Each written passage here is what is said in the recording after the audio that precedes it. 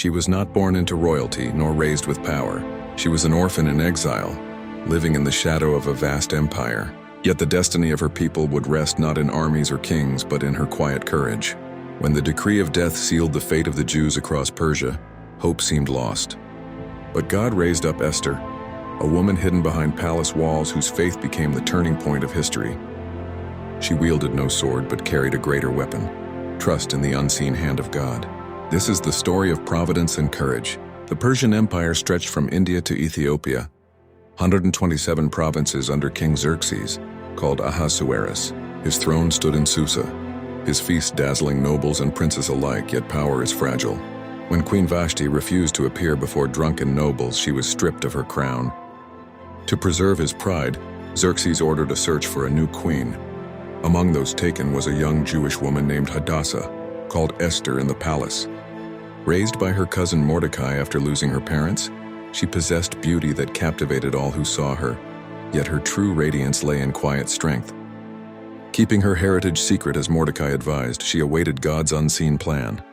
When her turn before the king came, Esther asked for nothing beyond what was given. Xerxes was captivated and set the crown upon her head. An orphan became queen, but the favor of man was only the beginning.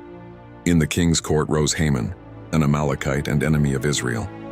Elevated above nobles, he demanded obeisance. Mordecai refused, fearing God alone. Haman's pride burned into rage, not just against Mordecai, but against all Jews. Through cunning, Haman secured a royal decree. On one appointed day, every Jew in the empire would be annihilated. Letters spread and fear fell on God's people. Mordecai in sackcloth and ashes wept at the gate. Learning of this, Esther sent to inquire, and the decree was revealed. Mordecai's message pierced her heart. Do not think that because you are in the king's house, you alone will escape.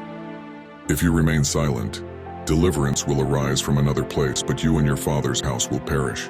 Who knows but that you have come to your royal position For such a time as this. In the stillness of her chamber, Esther made her choice. She sent word, "Gather all the Jews in Susa, fast for me 3 days. I and my maids will do the same. Then, though it's against the law, I will go to the king. And if I perish, I perish." 3 days passed. With trembling hands but resolute heart, Esther donned her royal robes and entered the throne room uninvited. Silence fell. The king looked up, saw Esther, and extended the golden scepter. "What is it, Queen Esther?" What is your request? Even to the half of the kingdom. It will be given to you. God had gone before her. With wisdom, she did not reveal her petition at once, but invited the king and Haman to a banquet, and then another. She waited for the perfect moment. At the second feast, the king pressed her again. Esther spoke. "If I have found favor, grant me my life. This is my petition, and spare my people, for we have been sold for destruction." The king's fury blazed. Who dares to do this? Esther's words struck like lightning.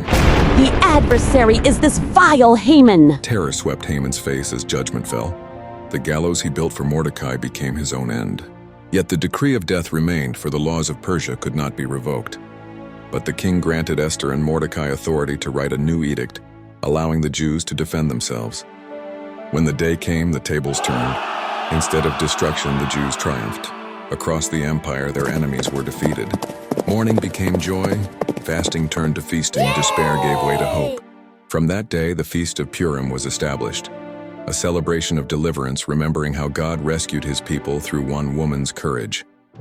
Esther's story testifies to God's unseen hand.